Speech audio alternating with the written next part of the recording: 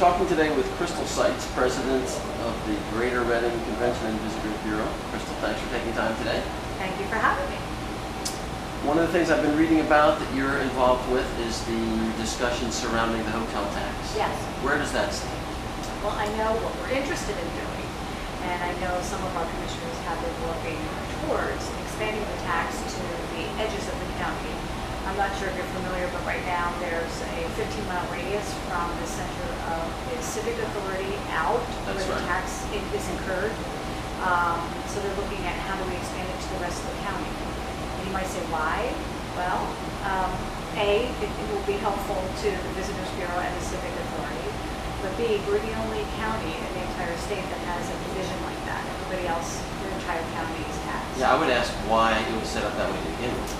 I think originally, I wasn't here at that time, but it was to ensure that a lot of the dollars were used to build the civic authority, the convention center, and I think it was set up so that knowing that maybe 15 miles out is where people would stay that would use that center as an attraction. So it was a compromise at that time.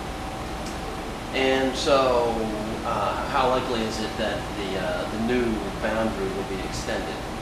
Well, I'm hoping very likely. It takes an enabling act of the commissioners. They're the group that needs to push it out to the edge. And I'm hoping they're working on it, and we'll see. What would that mean in terms of revenue if you get that through? For us, my best guesstimation based on occupancy currently in our hotels, my guess is about $300,000 in total. So 80% of that would go to the convention civic authority, and 20% would come back to the Visitors Bureau market. So I think we're roughly talking about $60,000 back to the Visitors Bureau. Now, I know that CDBs across the state have been seeing declining funding from the state. Yes, or zero. So this would be one possible way to bring in some additional revenue for marketing. Definitely. What else are you doing? Well, we've looked at gaining sponsorship, going to organizations that may benefit what tourism brings to the area as an industry. For example, banks or construction workers, builders, and ask them to be sponsors of the organization.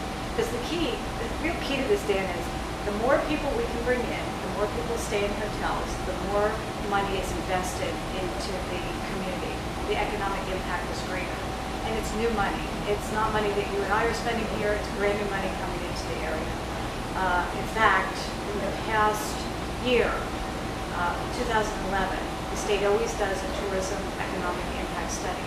That study, there was spending directly by visitors of $761 million. That's a lot of money. It had an impact of $1.3 billion to Berks County. That grew by almost $80 million from the year before. So, you can't argue with, it's a benefit, the tourism industry is a benefit to the Greater Reading, Berks County area, and let's figure out how we can invest in it and grow it. Say those numbers again. What was The $761 million is direct spending. So that means as a visitor, if you That's bought in gas, Berks County. Berks County alone, that's a lot of money. Think about it.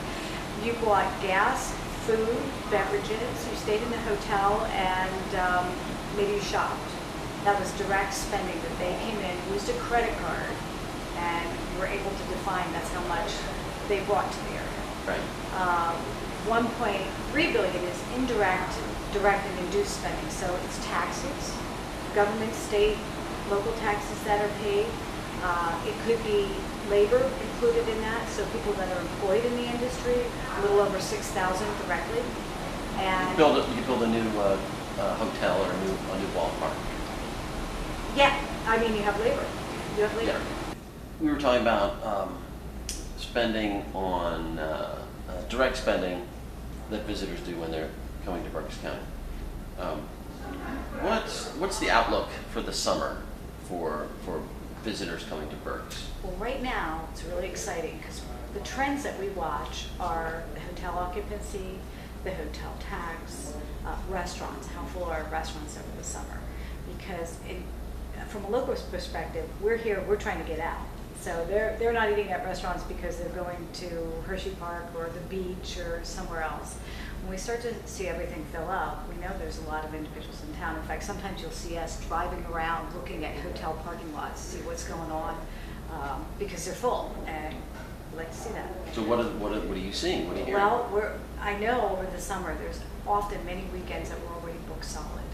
Good example is June 6th, 7th, 8th, this weekend. Well, we're 2 days booked solid. Last weekend we were booked solid, and we don't even know why. We don't know if there were a lot of weddings in town. We did have some baseball tournaments come in. It was tough to get a room. Memorial Day weekend last year, dead. You know, rooms everywhere. This year, no rooms to be found. So there's a lot of churn. We don't know everything that happens, but we have tournaments, we have weddings, we have family reunions, smaller meetings coming in, a lot of business meetings coming in with, 5-10 people staying over.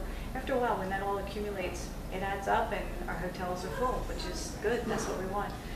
Now, I know you just recently were engaged in some strategic planning to try and identify some long-term goals. Mm-hmm. So what kinds of things can you do to, in a long-term kind of strategic way, to bring more people to Berks County? Well, some of the things that we're working on, one of the strategies, and remember, strategic planning is your change work. You have your routine work you do every day. Al Weber would be so proud of me for saying this, from Tweed Weber. But you do that every day, and then your change work is above and beyond that. We've been doing a lot of work on a local campaign to help our local residents understand what tourism as an industry does for the area. Because they're really our community relations person to the visitor coming in. They're helping with directions, places to eat, things to do, or just smiling at somebody when they're walking down the street. We're working on that campaign so we can help educate them how big this industry is. That's one of our strategies. Another strategy is to really define better, because of lack of funding basically from the state side, our meetings, conventions, group tour, and sports markets. So over the past, we've defined them pretty tight as far as where do we go for trade shows. We travel all over the country for trade shows to convince planners of various events or meetings, sports programs to come in here and hold their event or business here. So we've defined that a little harder, where we're not going to go to Orlando, Florida, because most of the time bigger groups go there. We can't hold those bigger groups here. So let's cut that one out, but now maybe we'll go to Ohio, where they have a meeting trade show that's a smaller group of people, 300 members per meeting or less, and work harder to bring them here to bring them in. So that's one of the things. We're looking more at the niche markets. How can we infiltrate into that with limited dollars? Right. And a lot of it, not meeting planners and group tour planners, they're not into the social media thing yet. They like Pinterest to see pictures of things, but they're not up and up on Facebook and Twitter and all those types of things. So you still have to do them by phone calls and relationship building. Let's face it, if you're going to spend $100,000 on a meeting, you want to make sure that you can trust the person on the other end, that everything's going to be great and taken care of well. A lot of it is a face-to-face time. We also work a lot to publish pieces that show the beauty of the area or talk about the facilities that we have, sizes, rooms, square foot of meeting space, sports fields that are available like soccer or baseball. So we work all those markets to try to convince people to come in. And we're just going to define it a little harder because we have a little less money to spend. Right. Let's just really zero in.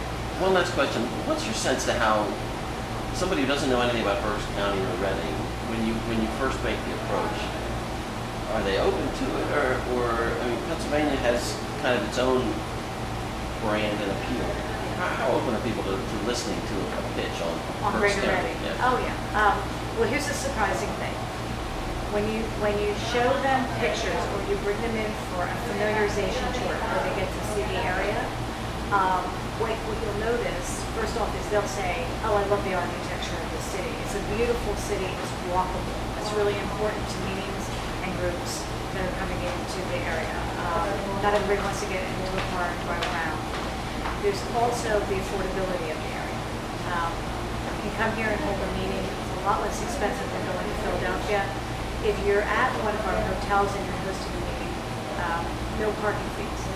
They can park there. If you're here on a Saturday and Sunday, no parking fees. So there's a lot of things that we can sell. We're also the hub. I don't have to get in an airplane, go to an airport, spend the day going through TSA, get in an airplane, fly somewhere to host a meeting. So I'm more efficient as a meeting planner if I bring my meeting to Reading from New York City or Philly or Washington, D.C., and I drive an hour and a half to 2.5 hours to get there.